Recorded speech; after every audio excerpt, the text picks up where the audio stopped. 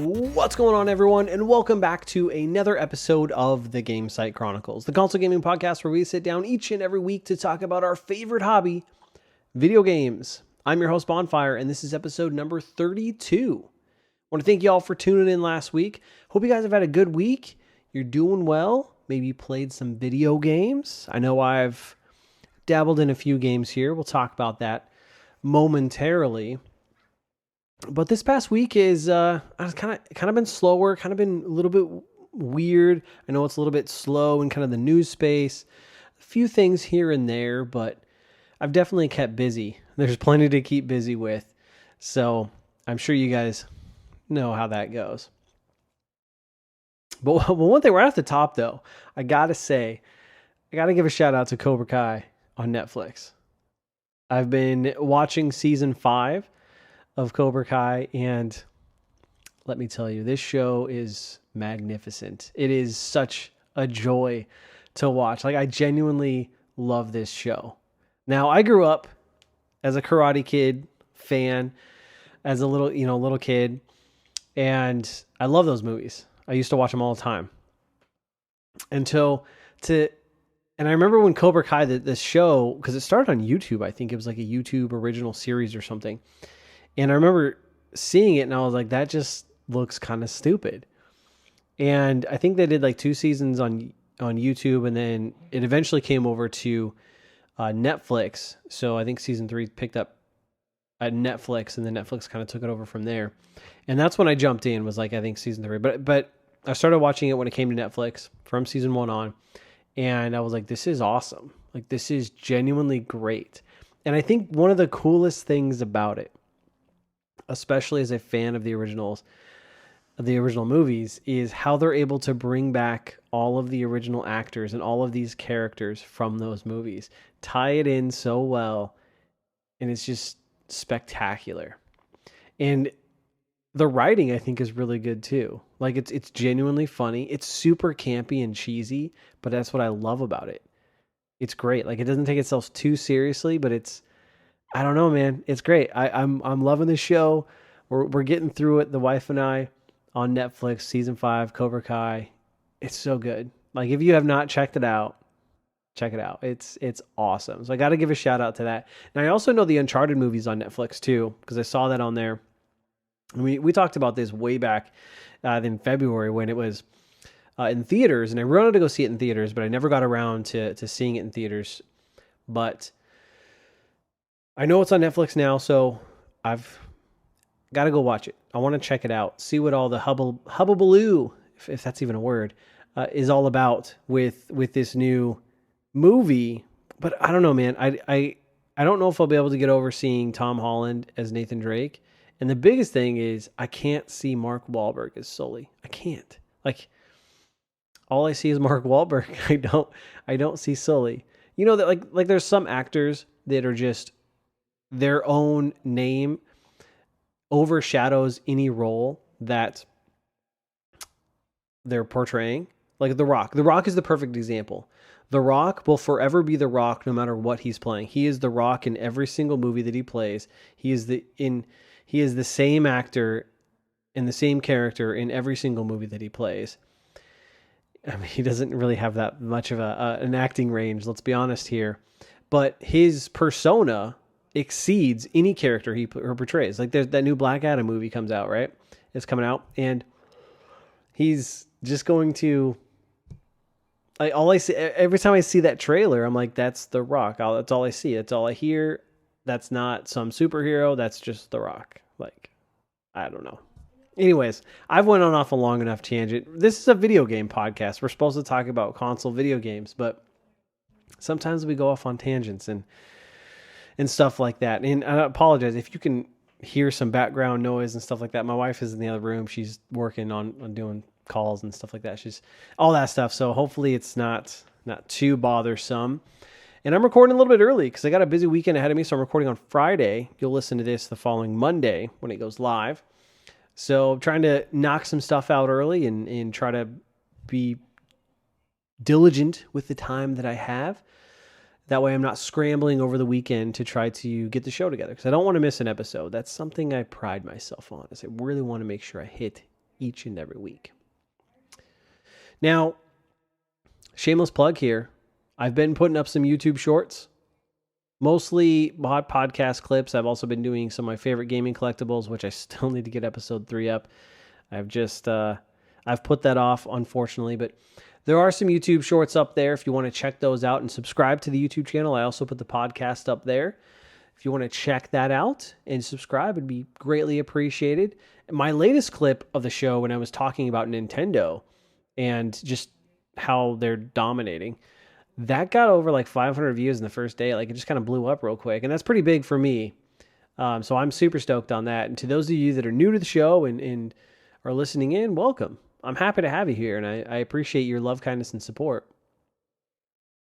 Also, I want to mention that the next episode of this podcast, we're going to have Xbox Tavern on. I booked him to come on the show for next week, and we're actually a week from today we'll be recording. And he's in the UK, so it's quite the time difference since I'm over on the Pacific Coast in the US. So it's, yeah. But we managed to find some time that he was gracious enough to work with me on that. So I'm excited to have him on the show, talk some Xbox, and just have a conversation. Chat with him. So I think that'll be really fun. Really excited about. So look forward to that. Now, for those that are new, which some of you are, to the show, remember the best way you can support the show is to leave a comment or drop a rating on whatever podcast platform you're listening to, like our good friend Xerxes Montes did, who actually left us 2 comments over on YouTube that I wanted to give a shout out to. So the first one, he says, I appreciate the stories that included the childhood gamer in you. I can remember the first time I played Super Mario Brothers, and it was a magical childhood indeed. And he also says, great chill on a different episode of the podcast. Great chill podcast. I listen to the show while doing schoolwork. Thank you. Xerxes, thank you for not only dropping a comment, but chiming in and tuning into the show. I really do appreciate that. And yeah, with the childhood stuff, like that's a part of me. That's something I want to, my whole intention with the show is to bring myself into it, right? It's obviously it's my show and I love video games, but I want that passion and some of that experience to kind of shine through. I mean, I've been playing games since I was 5 years old, like my entire life. Some more than others, but I've played a lot of video games in my day, many console generations. And so I want that to kind of show through the podcast, bring that to the table. And I think it also makes it relatable, right? Like we all have childhood memories. Like if you love video games, most likely you've played them the majority of your life or, got introduced to them when you were a kid. And so I think we can all kind of relate to that. And we all have our own favorite memories of that first time we played a video game or some of those, thinking back the times when we had so much time just to sit down and play video games and life was just so simple. Good times. But again, Xerxes, thank you. Hopefully I pronounced your name right. But thank you for listening, dropping comments. I really, really do appreciate that. Additionally, remember, folks, you can join me over on Locals, the Patreon-esque alternative platform or the free speech alternative platform. Just trying to build a community over there, not asking for any donations or tips or anything like that, but the Gamecite Chronicles.locals.com is where you'll find me. I also upload the podcast, so if you want to listen to it or grab the feed from there, you can. Also follow me on Twitter at Gamecite Podcast. And remember, new episodes of the show go live each and every week at Mondays, 9 a.m. Pacific Standard Time. And I have to say that was probably my longest intro to the podcast ever because I rambled about movies and Netflix and Cobra Kai. That is hilarious. Now for this week's show, as voted on by a few of my dedicated followers over on Twitter, we're going to look ahead at 2023 at some of those games. I was debating on 2 different topics to talk about this week. One was kind of looking at the console exclusive landscape as it stands right now. I always find that fascinating to look at that exclusive battle between the 3 major consoles. Or let's look ahead at all of the crazy games that are going to be coming out in 2023. And that's what was voted upon. So that's what we're going to look at today and dive into. And so we'll get into that. That'll be the main topic of discussion for our show. But there are also a couple news items I wanted to touch on too, and I debated actually skipping these, but they're kind of small, and I wanted to at least kind of get my thoughts out there on them. So the first is an update on the Splinter Cell Remake. So there's been some news about that came out, as well as there's a new trailer for that Xbox exclusive Scorn that dropped, showing off some gameplay. So we're going to touch on those. Now, I know there's also some other big stories that have come out in the last week or two, like the GTA 6 leaks. That's really big, and I know there's some major changes on Twitch. And like with the GTA 6 leaks, I really thought about diving into that and just kind of leaks in general, and maybe I still will, but at the same time, I'm not like super interested in the GTA 6 leaks. Like GTA 6 will get here when it gets here. Obviously, Grand Theft Auto is a massive franchise and a massive series. I love Grand Theft Auto.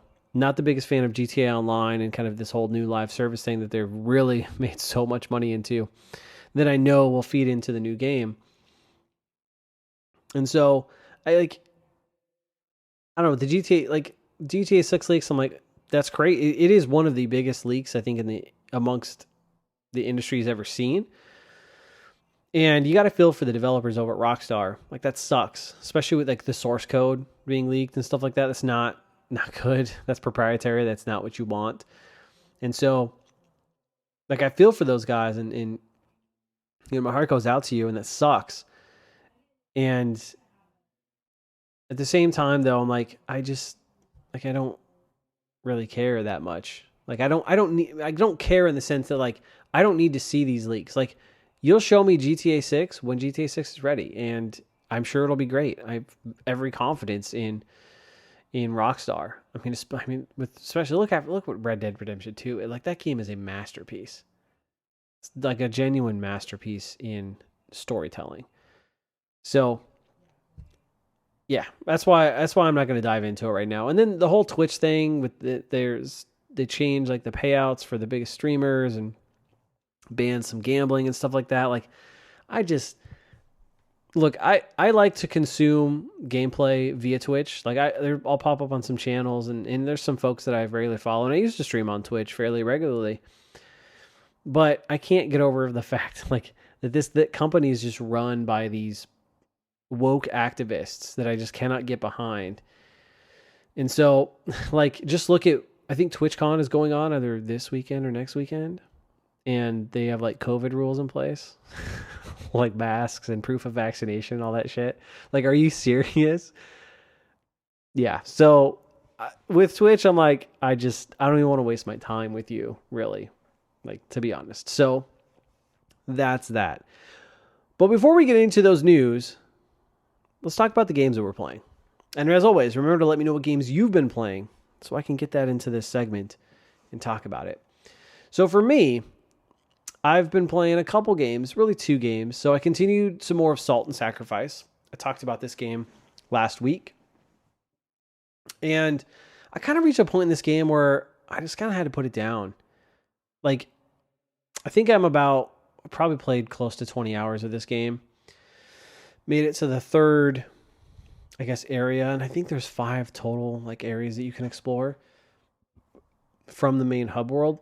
But I made it to the 3rd area, and I kind of reached a point to where, like, the gameplay loop is kind of getting old. So I mentioned that this kind of loop of the game is you're hunting mages, and you basically go to an area and you hunt some mages. So you do a couple hunts, and as you hunt mages, like 1, 2, 3, or 4 mages, that helps you unlock different areas within the level.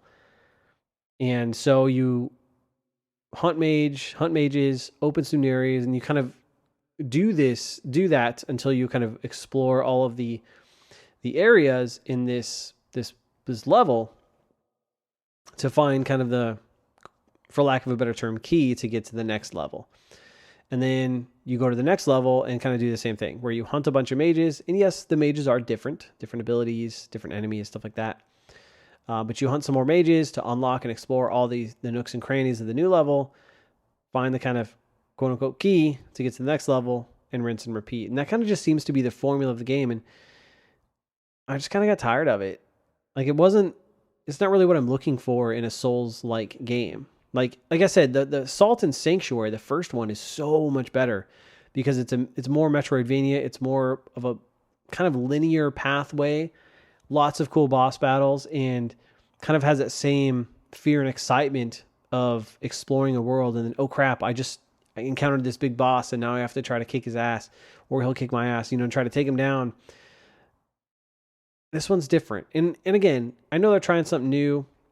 It's just I'm just not really feeling it, and I'm kind of reached a point to where okay, the stubbornness in me wants to finish this game, so I can kind of check it off the list and say, okay, I played this, I beat it. But at the same time, I'm like, do I really want to spend, maybe another 20 plus hours on this game to beat it and not really enjoy my time with it? Maybe. I don't know. I don't think so. So my gaming time is limited enough to where I want to make sure I'm playing something I'm enjoying. And that's what's most important. And so I decided to put it down and not kind of waste my time playing a game that I'm not necessarily enjoying the moment-to-moment gameplay for. So that's where I'm at with Salt and Sacrifice. Kind of bummed because, again, I love the first game so much.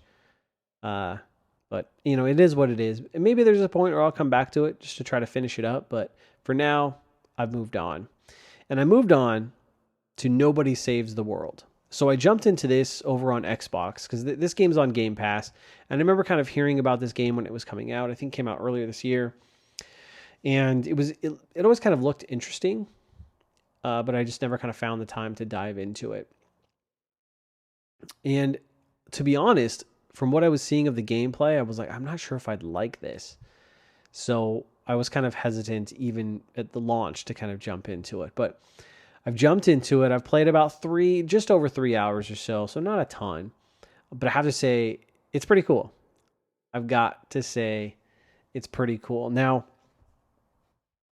the best way I can describe this game, it's kind of hard to describe. So I'm actually going to look it up and see how they describe it because, let's see. Okay, here on Wikipedia.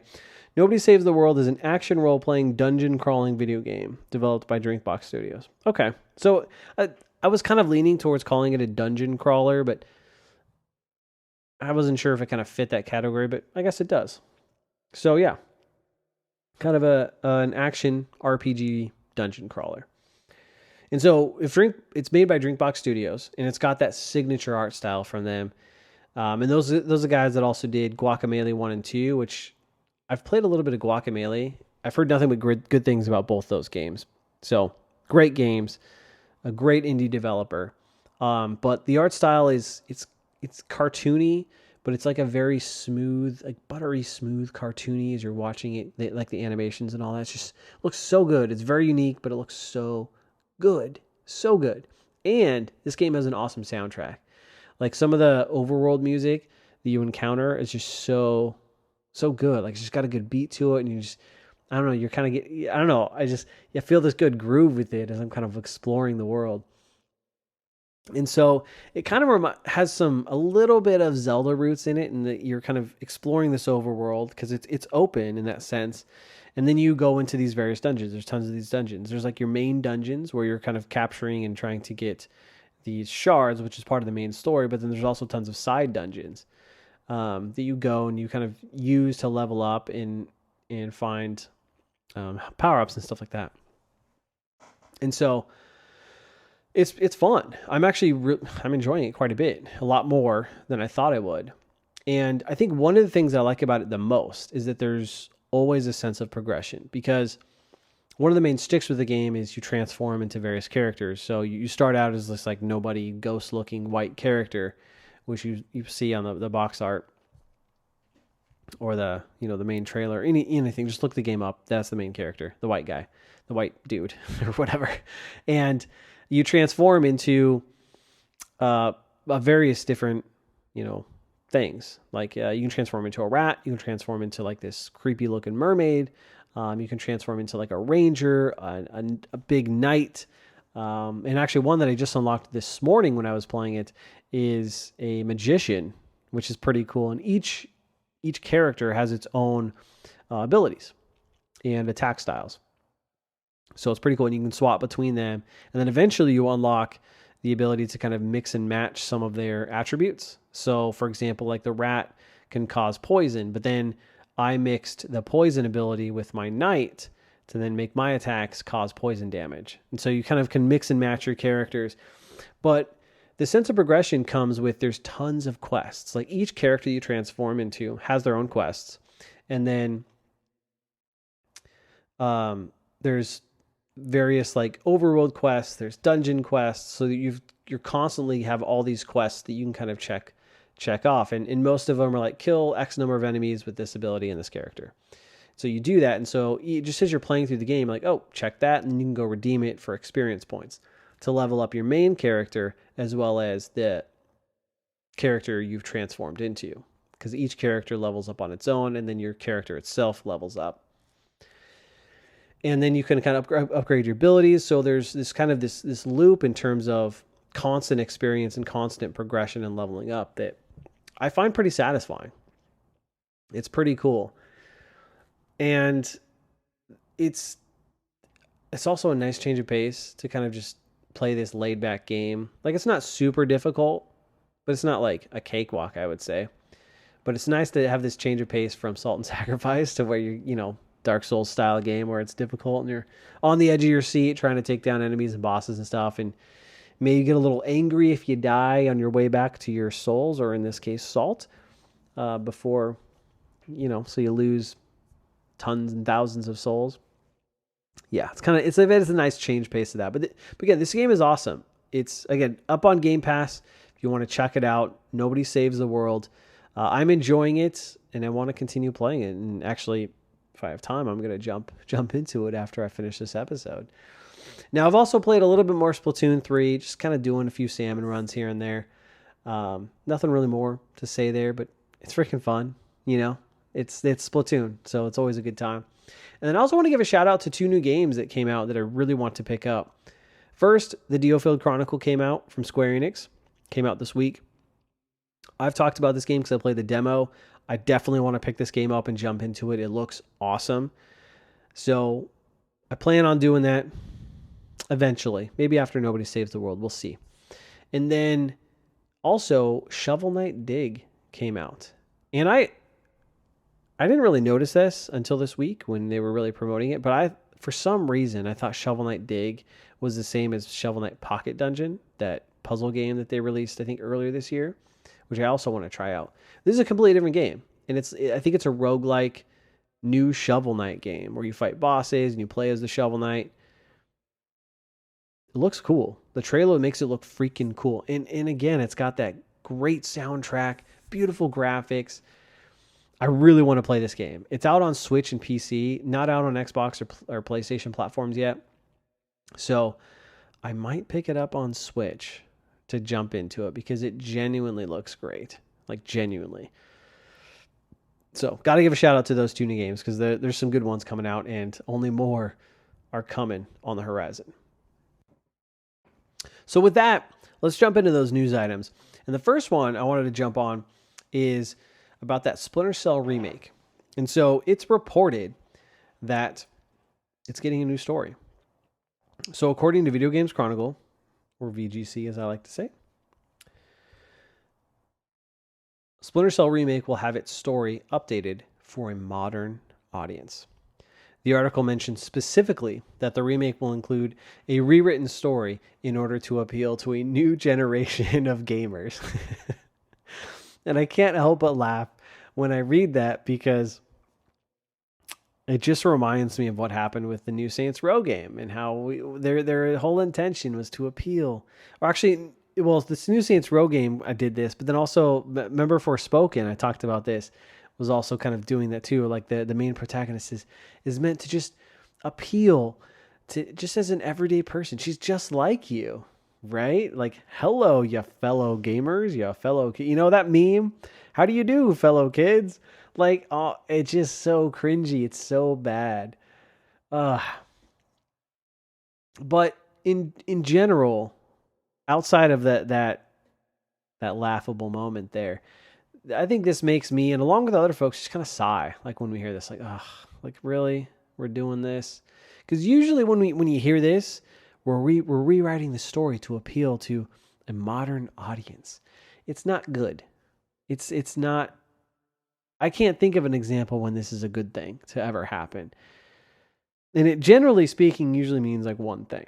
Now, there are a couple quotes I wanted to read from the article, because this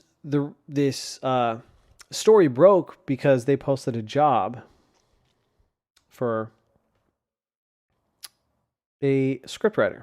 So the article says, quote, as spotted by PSU, developer Ubisoft Toronto is currently looking to recruit a scriptwriter to update the original game's story, quote, for a modern day audience, end quote.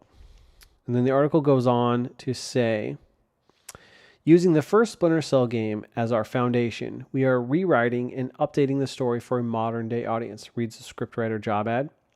We want to keep the spirit and themes of the original game while exploring our characters and the world to make them more authentic and believable. As a scriptwriter at Ubisoft Toronto, you will join the narrative team and help create a cohesive and compelling narrative experience for a new audience of Splinter Cell fans. And that's the end quote of that article here. And, oh man, I just can't help shake my head at this. Like, I feel like there's red flags all over that job posting here. So, again, we already went through the whole modern day audience thing, and I'll touch on that a little bit more in just a second. But this whole, one thing that is potentially positive, optimistic, is we want to keep the spirit and themes of the original game. I like that. That's good, right? And hopefully they maintain that and actually deliver on that. But then they also say, while exploring our characters and the world to make them more authentic and believable. What does that mean? Like genuinely speaking, what does that mean? Was the original game not that authentic or believable? Was it so out there that you just can't relate to it? What does that mean? I don't understand that. And then I think the worst part about this, that I think is a slap in the face to Splinter Cell fans out there,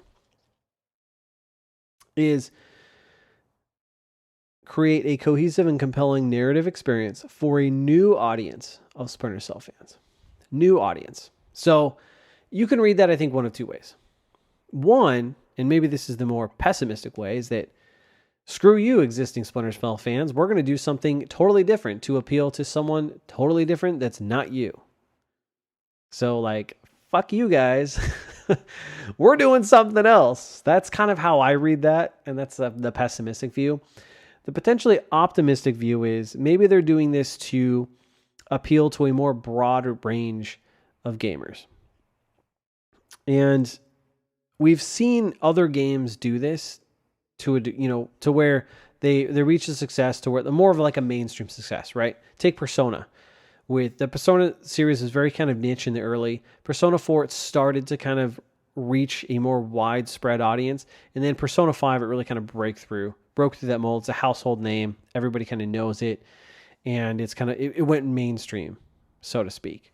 You could even say the same with like the Dark Souls series, right? And Elden Ring certainly, it just continues, that upward trajectory continues to go in terms of mainstream and mainstream success and really appealing to a wide range of gamers. But the difference here is that both of those examples did that without changing their core foundation. And what I'm seeing here sounds like they're going to change and get away from that. So I don't know. I don't know.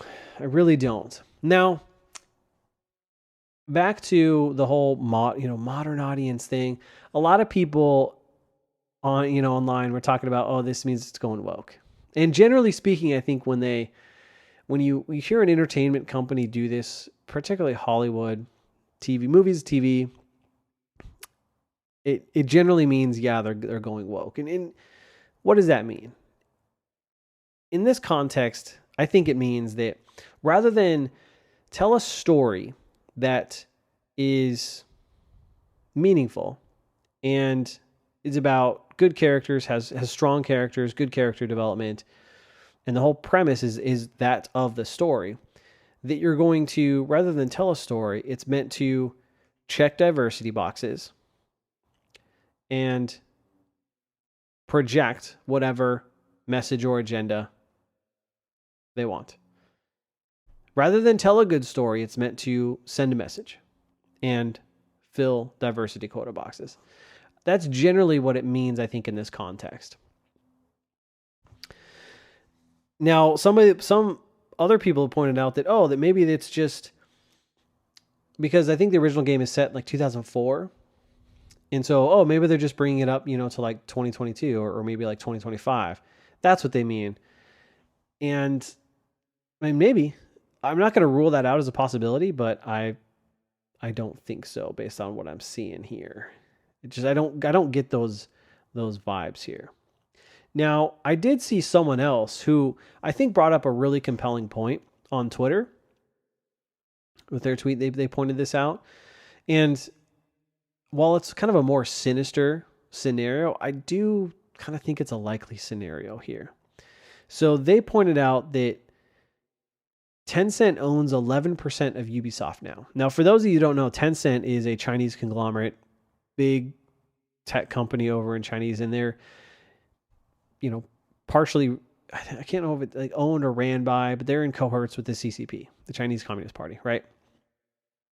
And so he says, he posts a picture of some of like the original plot, like the synopsis, which has to do with him going over into China. Let me read some of this here. Let's see. Tracing the full relay. Actually, I'll just read the whole thing. It just makes sense to read the whole thing. So bear with me. So Nicolads has been using a network of unconventional relays to communicate with Georgian military cells. Tracing the full relay network back to the Chinese embassy in Yangon, Myanmar, Fisher is sent in discreetly to investigate. Fisher discovers from captured U.S. soldiers and high-ranking Chinese diplomats that Nicolads is working alongside a rogue collective of Chinese soldiers led by General Kong Firong, after rescuing them from being executed on a live web broadcast. After killing Grinko in a firefight when he attempts to kill the Americans in Chinese, Fisher moves to capture Firong for information in Nicolads' location. After preventing him from committing suicide in a drunken stupor, Firong, I think that's how you say that, reveals that Nicolads has fled back to Georgia in order to activate a device codenamed the Ark. And he points out this was part of the original plot. You can guarantee there will be no mention of the Chinese this time around, or if there is, it'll be as a hero sidekick. And that's because Tencent, part of the CCP, now owns 11% of Ubisoft. So they have a high stake in Ubisoft. And this isn't the first time we've seen kind of Chinese influence in the games industry. And if you've been paying attention, you've kind of noticed this. Tencent itself has invested millions upon millions of dollars into various game companies around the world and around in the US. Not a good thing. And some have even straight up bought studios. Some studios have even been bought by Tencent, which is not a good thing. And we've even seen examples of these Chinese tendrils even starting to censor things in games. I think it was Guilty Gear Strive, that fighting game, that I think one of their characters, like in their background in the game, was from like Taiwan or something like that, and they had to like remove that. Couldn't even mention Taiwan, because Taiwan's not a country, apparently, even though it is. Taiwan is absolutely a country.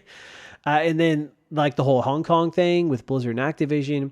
And then more recently, with Black Ops Cold War, when that game was coming out, there were, in one of the trailers, I think in the US, there's shots of Tiananmen Square, I think is what it is, which was like a 1980s, I think, Chinese revolution that happened. And that was removed. They removed that, I think, from trailers outside of the US, or maybe altogether, something like that. But they censored it, for the Chinese market.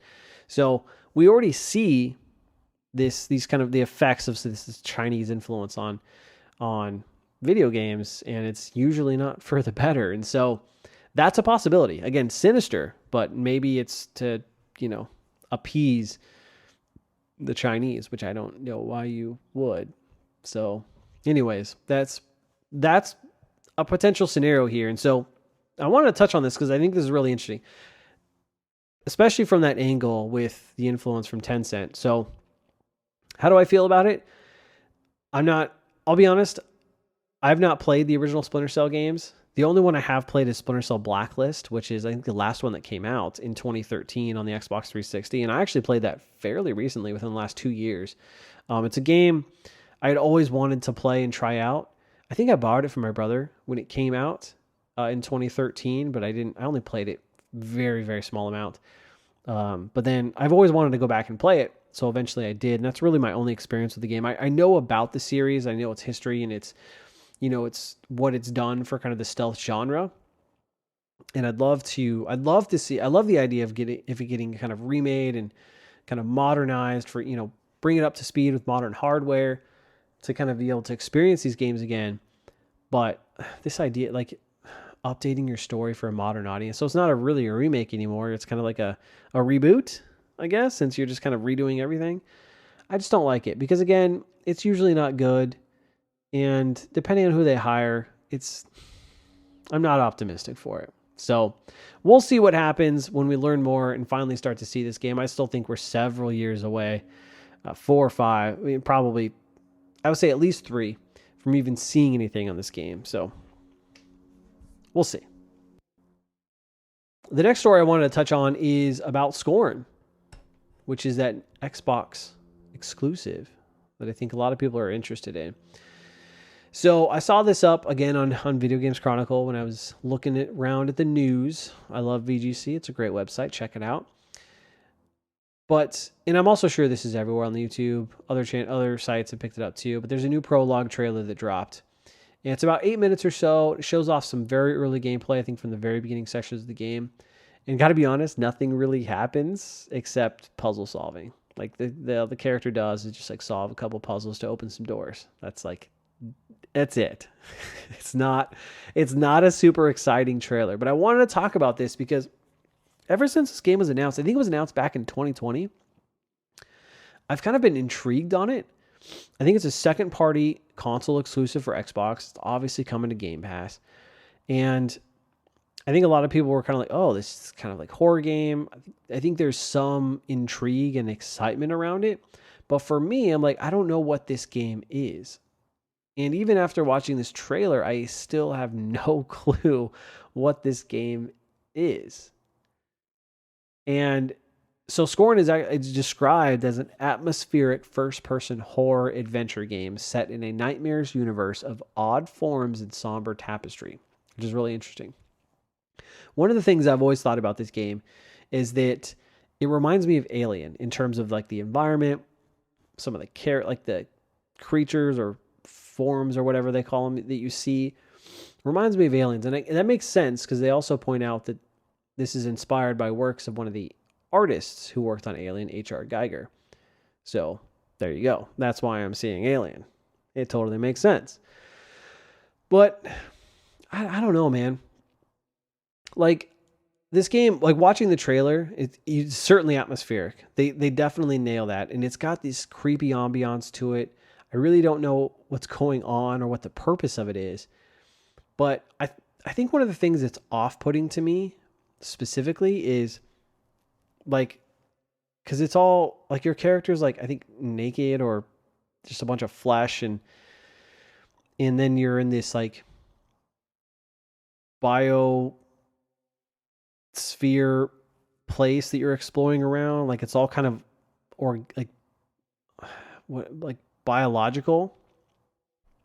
I don't know what the term is when something's biological and mechanical at the same time and they're like fused together. That's kind of what I'm getting, but it's also kind of almost very gory in a sense.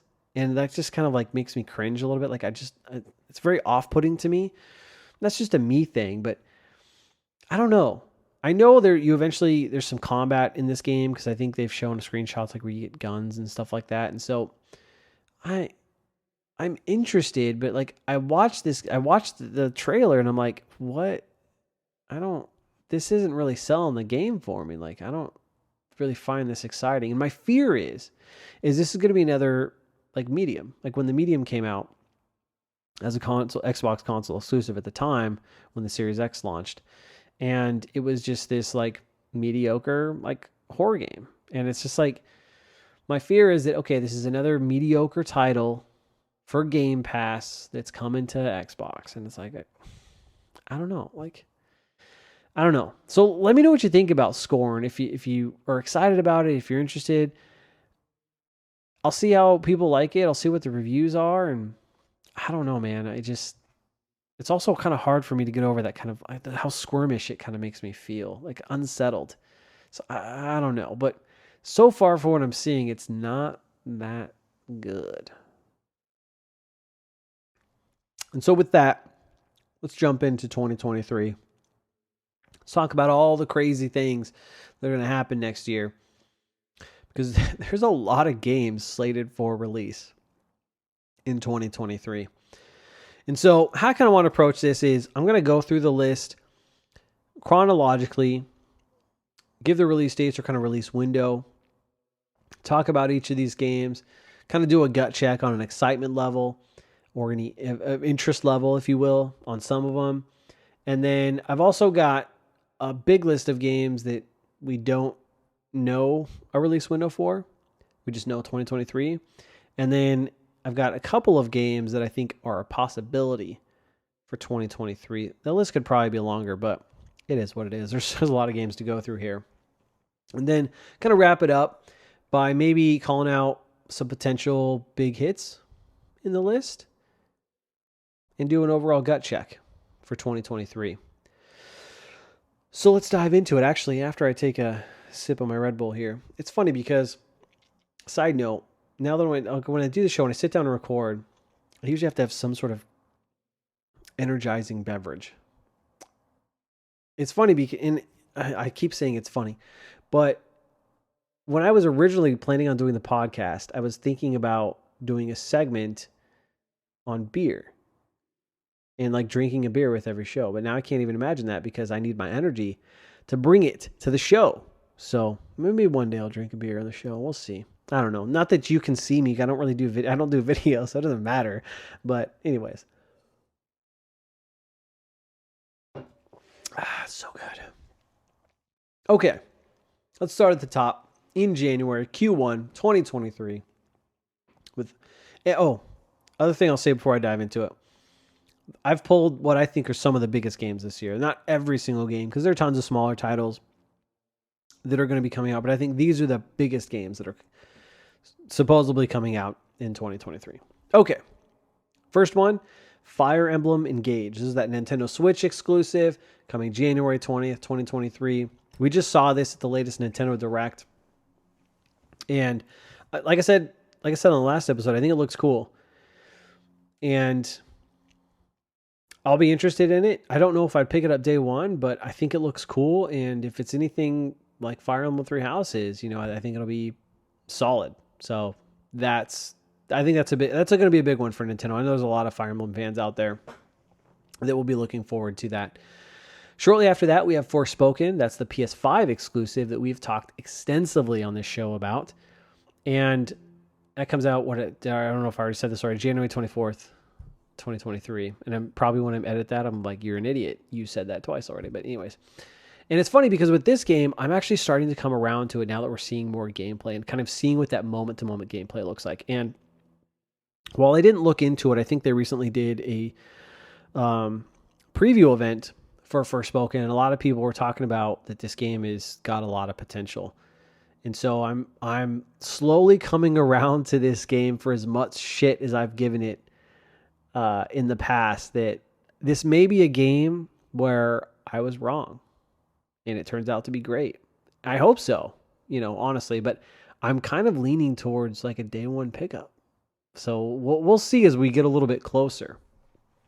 And then we have the Dead Space remake from EA, which is slated to come out a couple days later on January 27th. And I'm absolutely excited for this. I love Dead Space. I've gushed about it before on the show. Like, I'm so happy they're revisiting this franchise, and I hope it sells well to where they're like, okay, maybe we should make another, like a brand new Dead Space game, like a sequel. to Dead Space 3. So like a Dead Space 4, or maybe even like a spin-off, like a different story, but in the same vein of Dead Space. I would love that. Like, it's just such a good franchise and such a good series. And I genuinely like all three games. I know there's some controversy around the third one. I liked my time with it. Sure, I had some problems with it, but I still thought it was fun. Really enjoyed it. And Dead Space 1 and 2 are just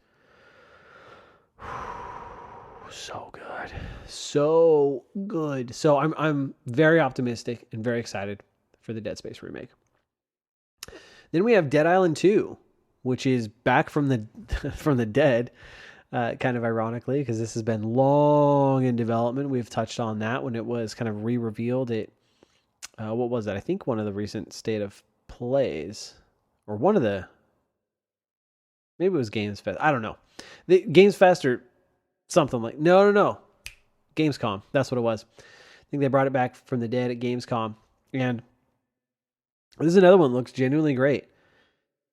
Like, I like what I'm seeing. I like the direction that they're going. I like the way the one of the developers, when she was on stage, talked about this game and kind of the intent behind it.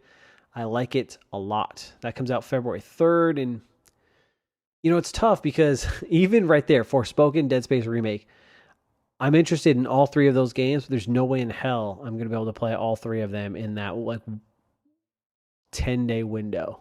Like, just not going to happen. But there's a lot of bangers already. And then after that, a week later, we've got Hogwarts Legacy, which is the PlayStation.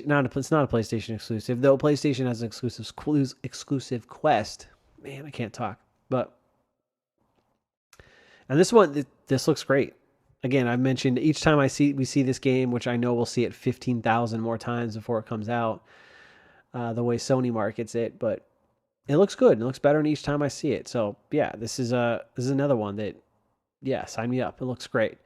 Then there's a game that Like a Dragon Ishin game that comes out February 21st of next year.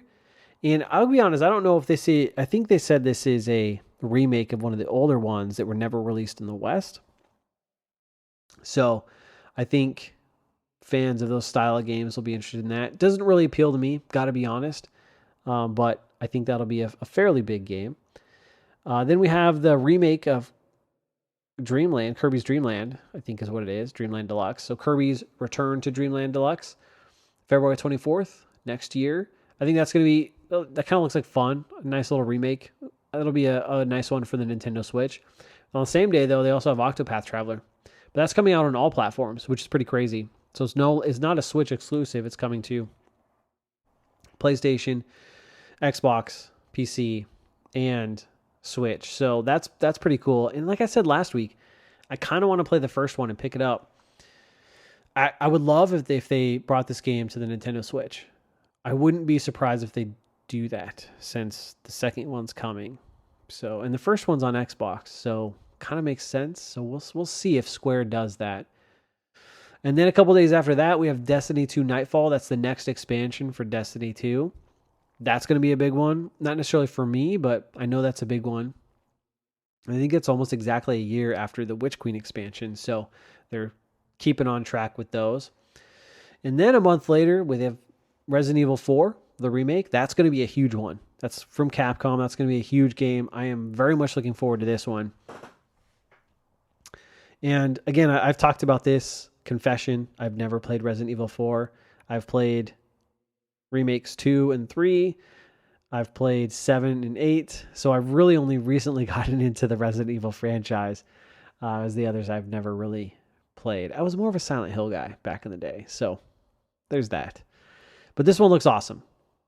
Definitely awesome. And if it's anything like the previous remakes, even though 3 was so-so for a lot of folks, I'm very optimistic about this.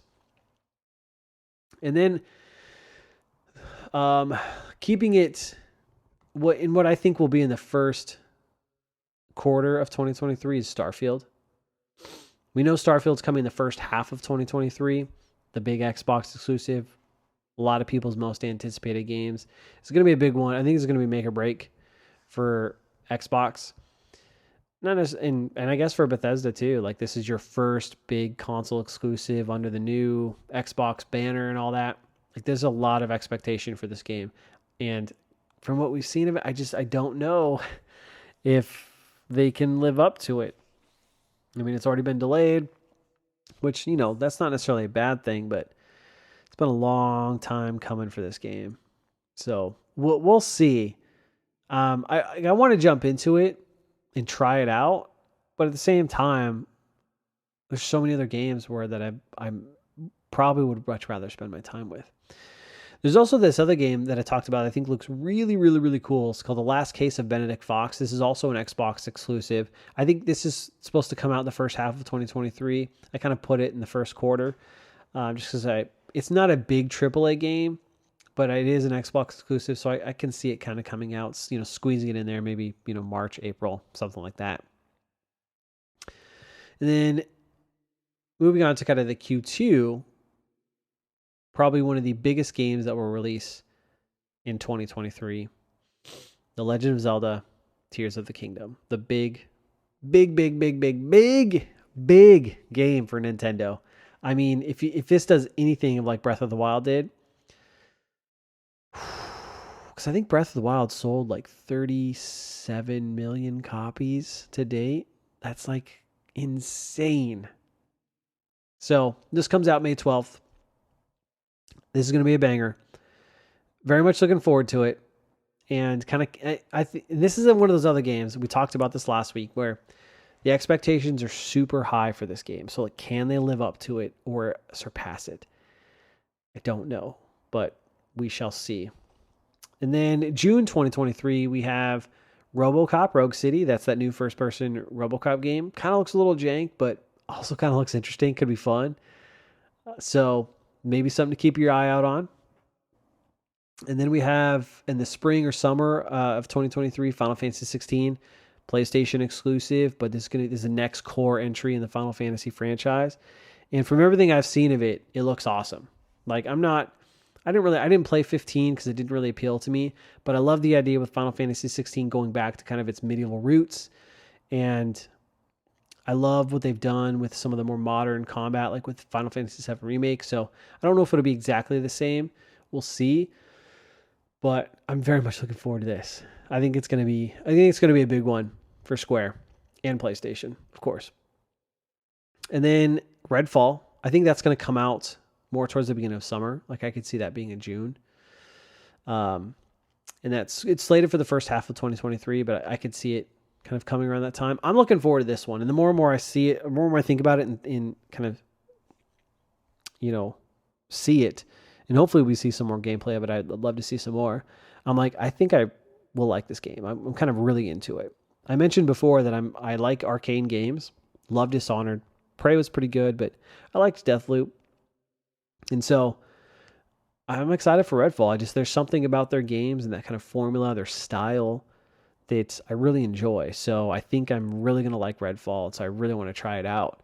So I'm very much looking forward to that. I would actually probably say I'm looking forward to Redfall more than Starfield, if I'm being honest at this point. So there's that.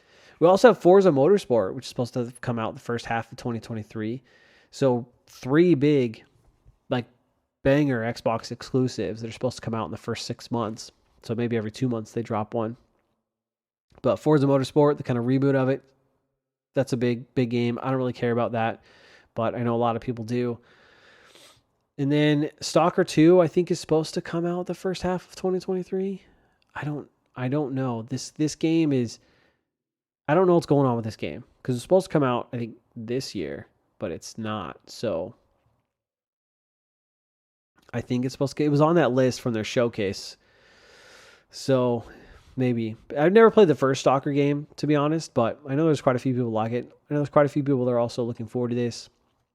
So we'll see. It's another Xbox exclusive that it's kind of up in the air. So I don't know, man. And then this game's got a demo out right now. Wo Long, Fallen Dynasty. This is that kind of almost Souls-like game from, I think it's Team Ninja, right? But this comes out the first half of 2023, and I think a lot of people like this one. Maybe I'll try the demo at some point, but I'm not really sold on this game yet. It's kind of a wait and see for me. And so those are the games where we have kind of some sort of confirmation of a window that I could find. And that really only gets us up to like the first half of 2023. But let's go through the games where we don't have a specific release window. And this is where it gets pretty freaking crazy. So we've got Alan Wake 2 that's supposed to come out next year. And I am very much looking forward to this. I loved the first Alan Wake. Loved it so much. I think it's absolutely great. And I love that they're finally going back to this franchise and they're going to lean into survival horror even more. Love it. I absolutely love it.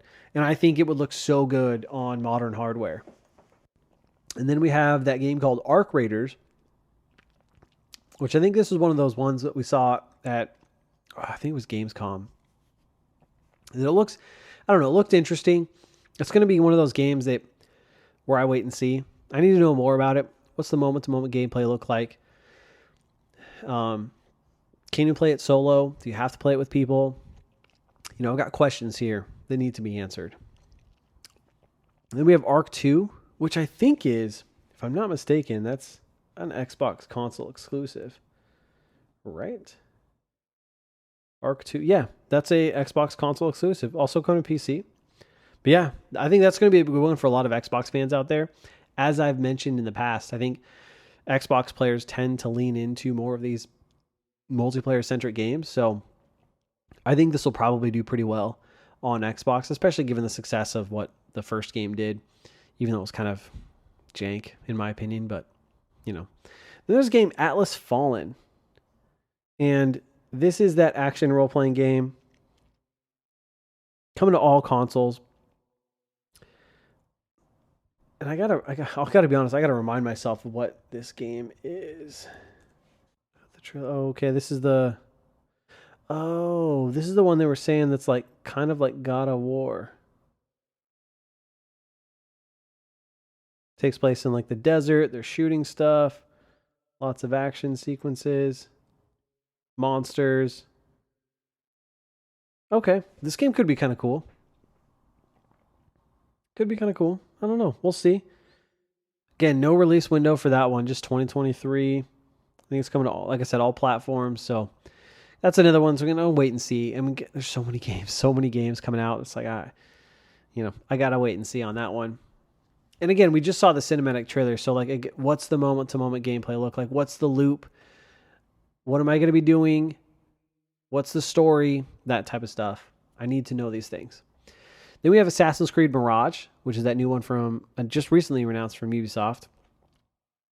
This one actually, I want to see some gameplay of this because it seems like they're going away from what the last three games have done with the big open world RPGs and kind of having more a tight, linear, stealth-oriented game. So I want to see what that looks like from a gameplay perspective. But I am very interested on this one. Then we have that Chinese game, Black Myth Wukong, which I think a lot of people have been talking about this. There's a lot of buzz around this when they first dropped the trailer. I haven't watched too much on this game. I know there's a lot of hype for it. It sounds like a game I would like, so I'm definitely going to keep my eye on it, but I think there's a lot of hype around that game. So we shall see. Kind of a smaller game, but I think it's got its fan base for Blasphemous 2, which is a sequel to Blasphemous, which is that kind of 2D Souls style game that came out. I think it's on all platforms. I actually have it on the Switch, and I've started a game, played a little bit, didn't get very far, and it just didn't capture me, but I would love to go back and play it because it looks awesome, and I think a lot of people like it. And it seems like something I would like. So it's on the backlog, the to-do list. And then another big one from the Xbox side, but this is multi-platform from Activision Blizzard, Diablo 4. I am very much looking forward to Diablo 4 because I like what I've seen. I like the idea of kind of this open world. It looks beautiful. It's kind of got that more of a darker tone than Diablo 3. So I don't know, man. I think it looks great. I'm very much looking forward to it. I have a feeling it's going to be completely ingested, like just overrun with microtransactions. We'll see how they manage that, especially given the whole Diablo Immortal fiasco. So we'll see on that. But yeah, I'm looking forward to Diablo 4. Then you have that game Eiyuden Chronicle 100 Heroes, which is that kind of Suikoden successor. I don't really have an interest in this game, but it looks cool. I know some JRPG fans out there would probably like it, so I wanted to call that one out. And then we have that Capcom game Exoprimal, which is that kind of co-op shooter where you fight off hordes and hordes of dinosaurs. I don't know. I think they also recently showed off some gameplay or like had a press event or something for this game. Or no, maybe it was at Tokyo Game Show and people were getting to play it. I think that's what it was. But I don't know. This game doesn't really appeal to me, but I think a lot of people have been liking it. So, another one of those like kind of wait and see sort of things.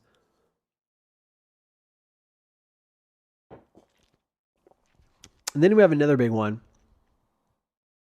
PlayStation exclusive. Final Fantasy VII Rebirth. This is the part 2 of the Final Fantasy VII Remake.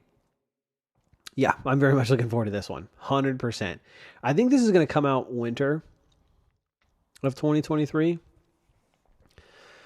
So we'll see when that comes out. But the Final Fantasy VII Remake is so damn good. Like it is.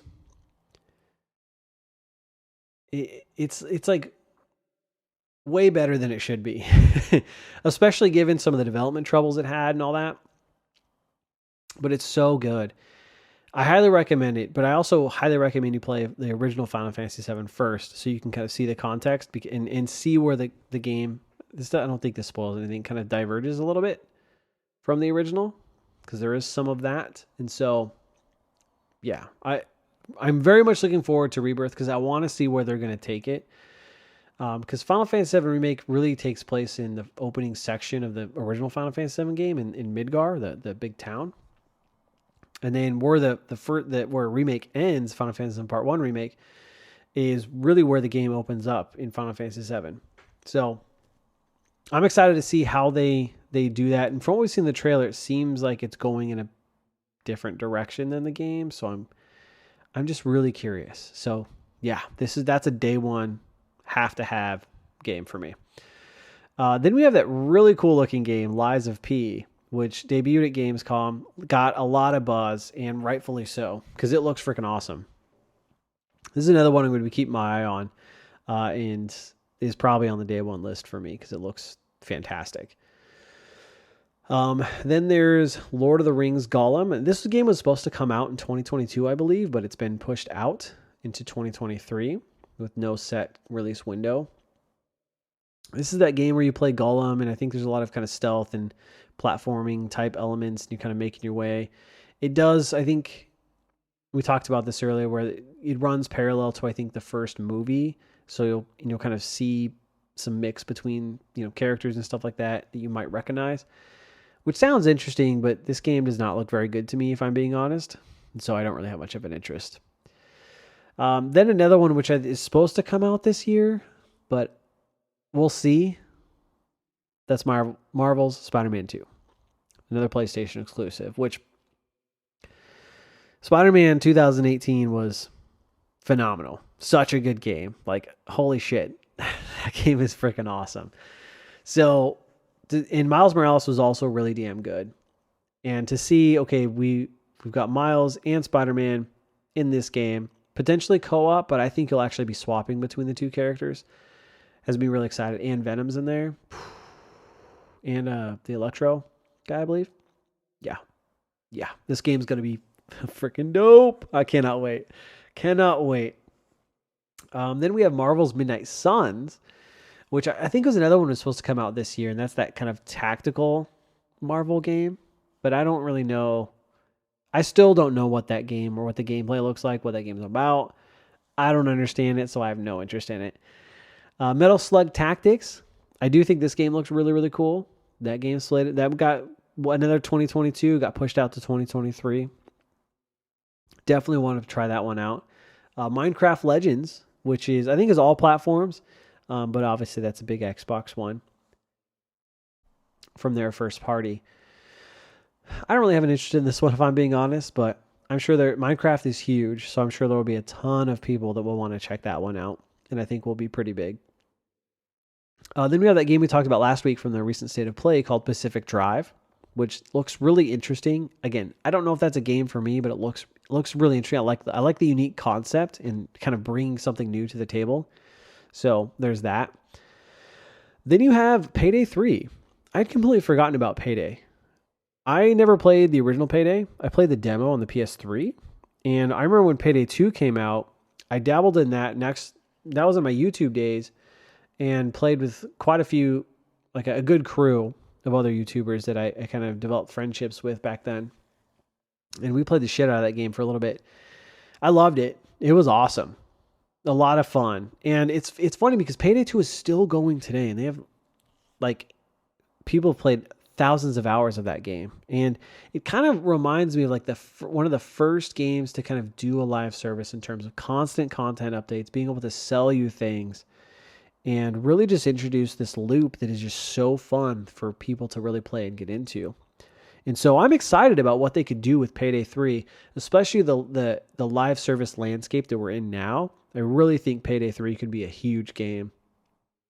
So I'll definitely keep my eye out on that one because it's such a fantastic concept. I mean, it's literally you're going to do heists and rob banks and stuff like that. It's awesome. Then we have Persona 3 Portable and Persona 4 Golden, which I think they're coming to Game Pass, I believe, but they're also coming to PlayStation and Switch platforms. So that's exciting. I'd love to play Persona 4. I've never actually played it, even though I own it on Vita. But I would rather play it like on like PS4 or something like that. Then we have Pikmin 4, which is another big one for Nintendo Switch. I've never played a Pikmin game, but I know there's Pikmin fans out there, so look forward to that one.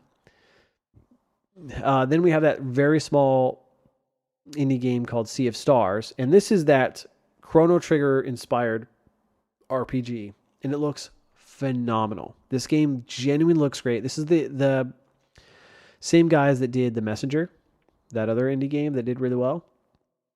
And so I am super looking forward to this. This game is another one. So I think it's supposed to come out in 2022, but got pushed to 2023. I believe it is coming to all platforms, if I'm not mistaken, or at least Switch and PlayStation. I know that for sure. So yeah, this is another one that's really high on my list, Sea of Stars, because it looks freaking awesome. If you haven't checked out their trailers, look it up. Sea of Stars. Then from EA, we got Star Wars Jedi Survivor. Another one I'm looking forward to. Jedi Fallen Order is awesome. I played that game a little late, than I probably should have. I think I played it 6 months or a year after it originally came out. No, it's probably about 6 months after. But it is phenomenal. Like a genuinely great game. And so the sequel looks great. I'm excited to see how they improve upon this really unique formula in the Star Wars universe. So we'll see. But this is another one high up on my list.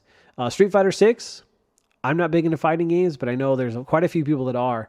So I think the next one in such a well-known franchise like Street Fighter is going to be a big one. Super Bomberman R2 from Konami. This is an interesting one.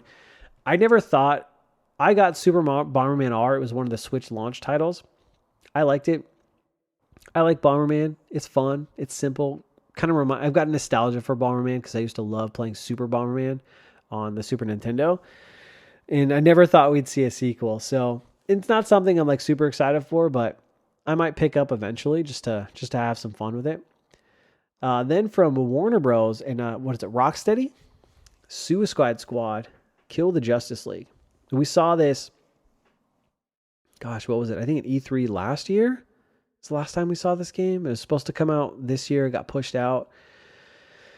I love Rocksteady because I love the Arkham games, but this game is just not speaking to me at all. Even after seeing some of the gameplay, I don't know. I'm just not keen on this one. So we'll see. I'm sure we'll see some more of it. I want to see some more gameplay, see how it reviews, but I'm not super excited for this one. I've got to be honest. Then we have The Wolf Among Us 2 Revived. So this is that old Telltale game. It's getting a sequel. Never played the first one. I'm sure there's some fans out there that are super excited for this one, but it just doesn't really speak to me. And then Warhammer 40K Blowgun, which is another. I don't pretend to understand the Warhammer universe and all the Warhammer games, but I know they're pretty popular. They have their fan base, so we're getting another one of those. And that's a lot of freaking games, dude. And I still got a couple more. So these next 3 games I think are a possibility for next year, but we just don't know. There's no release window, release gear, anything. And that is first, The Last of Us Factions. I do think we're going to see this game sometime next year as a PlayStation exclusive. It's going to be their first live service game out of 10 that they're doing in the next couple years. And I'm very much looking forward to it. I loved the original Factions on The Last of Us on PS3, PS4. Loved it. Really fun multiplayer. So I am very much looking forward to this. And I'm very curious because this game seems to have grown into its own experience. So I'm curious if it's going to be a game where you can play single player, play multiplayer, kind of jump in, jump out. What are going to be the live service elements of it? How are they going to continuously feed content? And what's it going to be like? Because it's got to be more than just multiplayer matches like deathmatch. It's got to be more than that. So I do expect that we'll see more of this. I do think it will come out next year, and I'm very excited for it. Then we have Hellblade 2, the Xbox exclusive, first-party exclusive, I should say. And this is a game I thought was going to come out this year, but it was absent from their showcase back in June where they showed the next year of games. So I imagine this game will come out maybe fall, like a year out from today. So fall 2023. But I have to imagine this game is close. It's got to be close to done, right? Because at the Game Awards last year, we saw a pretty long demo. And I thought, oh, for sure, that's coming out next year. Like, it's got to be close to done. And we just went silent after that. So I have to imagine this game is somewhat close. And then it'll come out sometime late 2023. And then I had completely forgotten about this game, Little Devil Inside. That's a PlayStation exclusive, kind of a smaller title, but it was shown off at the PS5 launch or the PS5 reveal as a PS5 exclusive. And so this game also has kind of gone radio silent, but I think it's slated for 2023, and I think it's a possibility. As we've learned more about this game, I don't think it's a game I'd like or is really for me, but because it was shown off at the reveal event, I think there's a lot of people that are interested in it, and rightfully so, right? So we'll see if it even reemerges again, but I wanted to call that one out. Whew, and there we go. That's a list. That's quite the list here, where we have, let me count these up. 52, about 52 games, if my counting is right. Big games coming out next year, which is just bananas. That's so many, especially I talked about this earlier, like in February, like end of January into February, there's some bangers coming out. Like that is, oh my God, like Forspoken, Dead Space Remake, Dead Island 2, Hogwarts Legacy, and then later in February, Octopath Traveler, Destiny 2 Nightfall. Whew! It's like another jam-packed February again, like we had this year, and that was way too much. So, gosh, and then I think the exciting thing about it is if Xbox first party gets their shit together and start bringing out some of these exclusives, it's gonna be very exciting in the Xbox space, and I'm very curious to see how it impacts Game Pass, how the reception is, especially to Starfield, and what it can what the success measurement is for those games and how it translates into their next game. So I'm very curious on that front. Also, I think it's really exciting and interesting because from PlayStation, outside of like Spider-Man 2 and potentially The Last of Us Factions, I don't like from their first party lineup in terms of exclusives, I don't really know what we're getting or what's next. And so that's kind of exciting that we don't know, and we're already getting some banger games. In terms of games that I think will be the biggest, we're talking game of the year, contenders. Obviously you've got to call out Legend of Zelda. You have to, right? I think a lot of people will put Starfield in there. I have a feeling there's just something in me that says that game is going to disappoint people. But that is what it is. You could possibly put Hogwarts Legacy in there. I don't know. I just get a feeling that maybe there's some magic, pun intended, behind that game. Final Fantasy VII Rebirth, you got to put in that category as well. And then Spider-Man 2, if it comes out. Now, if I were to talk about some of the games I'm most excited about, let's see. Forspoken's creeping up there on me. Obviously, Dead Space Remake 2, Dead Island 2, Hogwarts Legacy, Resident Evil 4, Legend of Zelda, Final Fantasy 16, Redfall, Alan Wake 2, Diablo 4, Final Fantasy 7 Rebirth, Lies of P, Spider-Man 2, Payday 3, Sea of Stars, Star Wars Jedi Survivor, and that'll do it. Like, oh man.